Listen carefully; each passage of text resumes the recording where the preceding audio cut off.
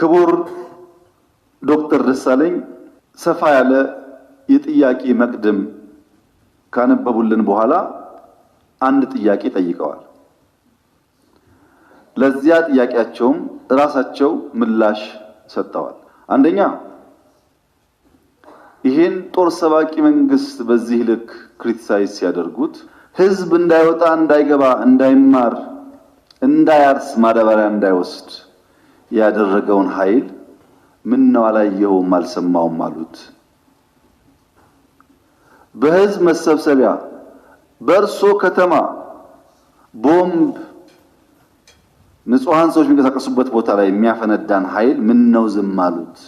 ሽማግሌ ላስታርቅ ብሎ ሲሄድ ቄሶች፣ አሮጊቶች በእንብርክክ የሚያስኬደውን ከኢትዮጵያ ባህል ውጭ የሚገለውን ኃይል ምን ነው አላቅህም አሉት።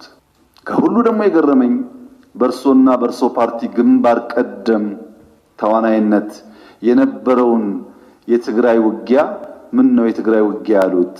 አዝማች አልነበሩ እንደርሶ? እነዚህ ሳቢዎች የማያውቁት ሀገር ሄዶ ቁርበት አንጥፉልኝ እንዳለው ስጋ በሊታ ያስመስለዋል።